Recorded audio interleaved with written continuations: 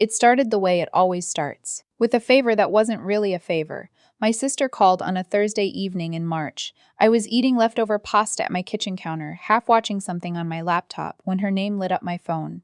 She never called just to talk. That was the thing about her. Every call had a purpose, and the purpose was usually me. "Hey," she said, "so we've been thinking." We, that meant her and my mom, which meant the decision had already been made before the phone rang. About what? Steph's wedding is in September.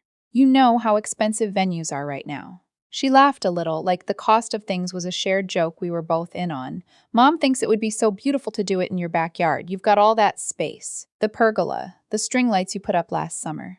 It would save Steph and Curtis like $9,000 easy, maybe more. I looked out my kitchen window at my backyard, the pergola I'd built with my own hands over 2 weekends the previous June. The string lights, I'd hung myself on a ladder that wobbled every time I shifted my weight.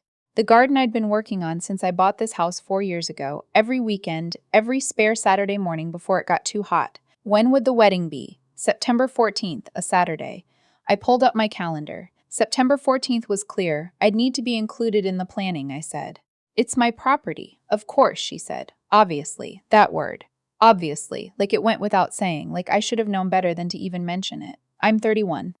I bought this house at 28 with money I'd been saving since I was 22, living in apartments with bad plumbing and neighbors who played bass-heavy music until 2 in the morning. I worked in project management for a mid-sized construction company, which meant I understood timelines, budgets, and what happened when people didn't communicate. I was not dramatic. I was not difficult. I had spent my entire adult life being described as responsible one, which, in my family, translated loosely to the one we call when we need something. My sister, younger by 3 years, was getting married to a man named Curtis who sold insurance and coached youth soccer on weekends and was, by all accounts, completely fine. She was 28, still renting an apartment with 2 roommates, and had been engaged since the previous fall. The wedding planning had consumed our family's group chat for months. I received daily updates I had not asked for, cake flavors, dress alterations, guest list drama involving Curtis's aunt. My mother, who lived 40 minutes away and had opinions about everything, was deeply invested in the wedding in the way she was deeply invested in all things that were not her own life. She had strong feelings about centerpieces. She forwarded links to photographers with no context, just the link, which meant I was supposed to know what she meant. I loved my family, I want to be clear about that. I also knew, by 31, exactly how they worked. I agreed to host the wedding. I said yes in April. By May, I had not been invited to a single planning meeting. This was the part that people later told me I should have caught earlier, and maybe they're right. But here's what it felt like from inside. It felt like being told repeatedly that things were almost finalized and still being figured out and will loop you in soon.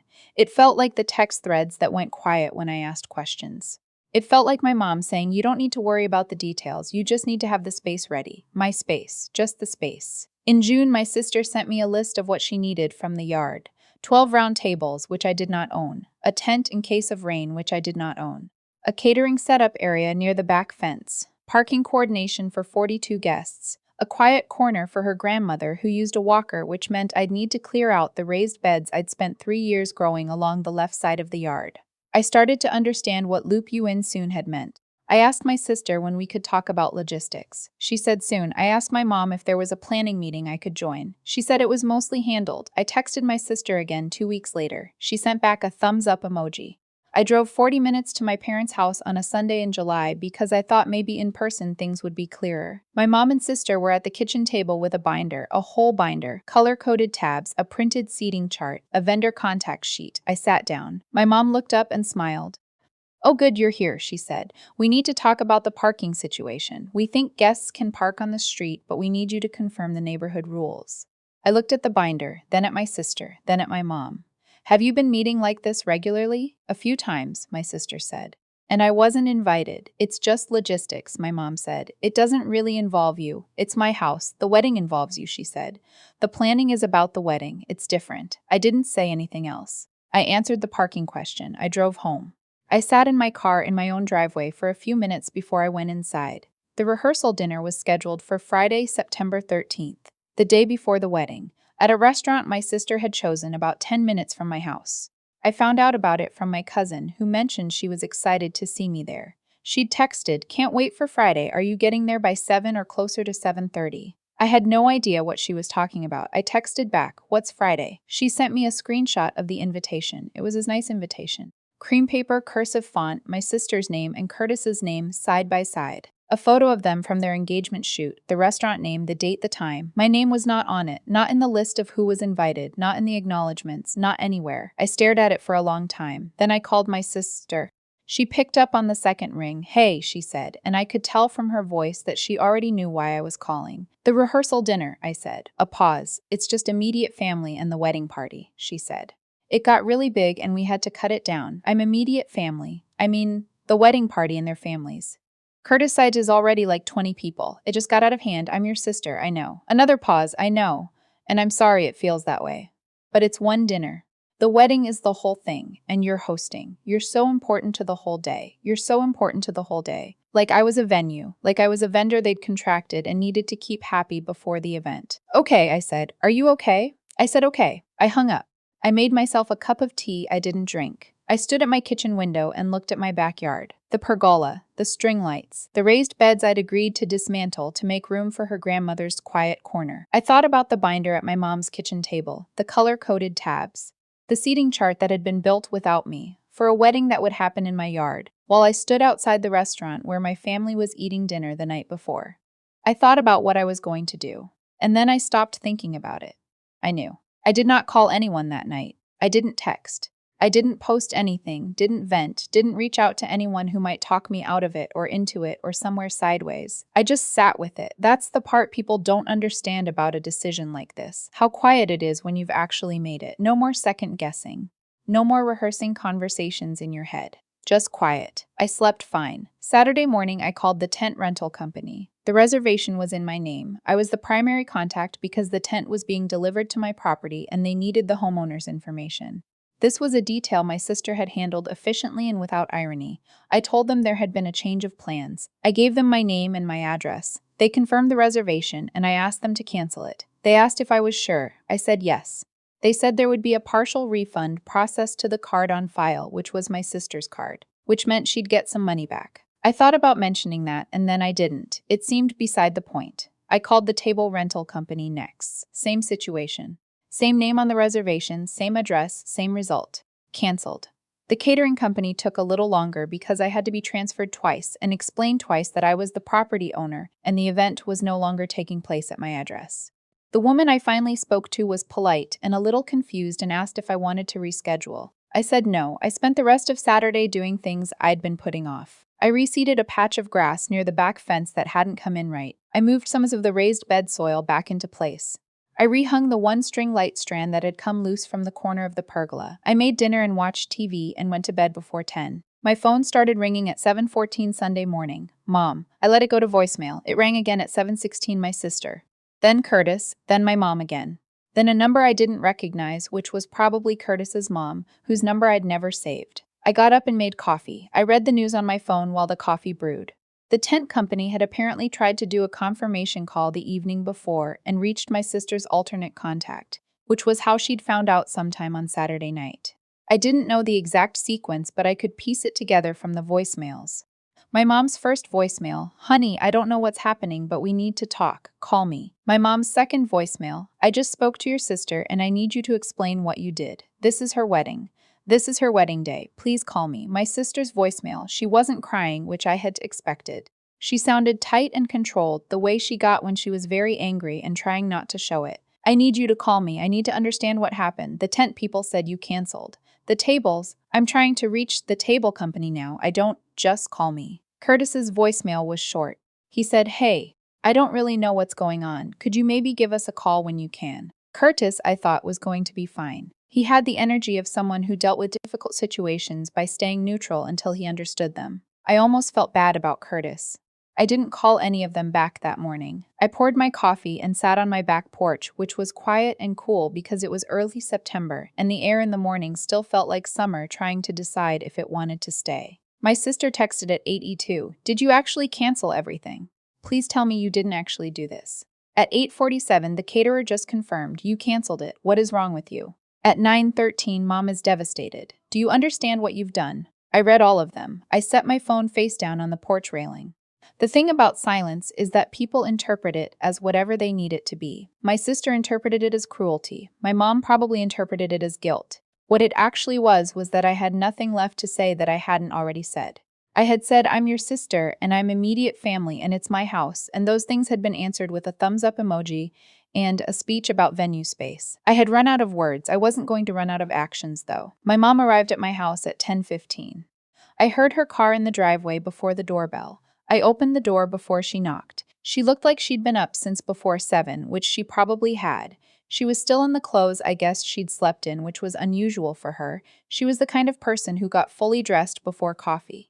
She had her phone in her hand and her keys still in the other. What did you do? She said. It wasn't really a question. Come in if you want. She came in. She stood in my kitchen the way she stood in kitchens that weren't hers, slightly displaced, uncertain where to put her hands. The wedding is today, she said.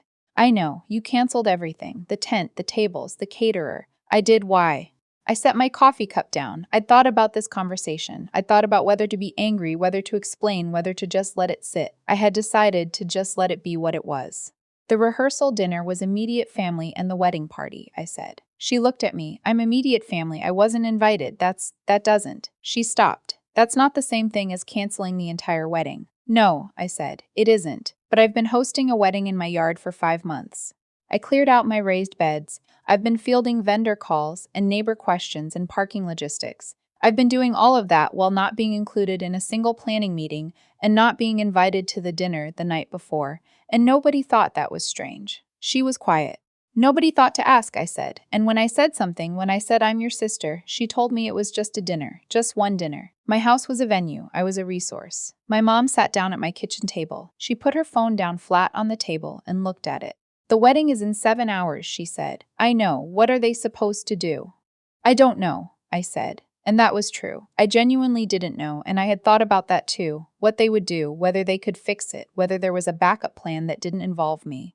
I'm not trying to destroy her wedding. I'm not trying to hurt Curtis. But I'm also not willing to stand in my own backyard and watch my family celebrate the fact that they don't consider me family. My mom looked up.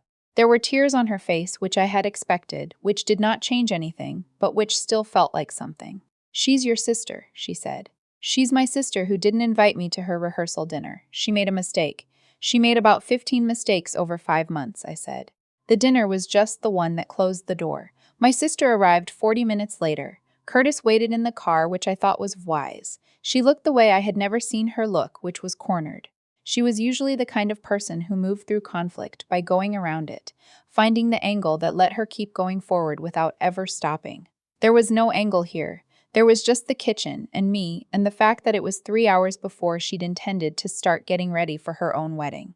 I can try to reach the caterer, she said. They might be able to do something scaled back. Okay, but the tent and the tables are gone. There's no getting those back today. I know. She looked at me. What do you want from me? The question was not unkind. It was exhausted and genuine, the first genuinely genuine thing she'd said to me in months. I wanted to be included, I said. I wanted to be your sister, not the backyard. She didn't say anything for a long moment. I didn't think of it that way, she said finally. I honestly didn't think of it that way. I know, I said, and I believed her. That was the part that was hard to explain to people afterward, that I didn't think she had done it on purpose. I didn't think there had been a meeting where they'd decided to exclude me.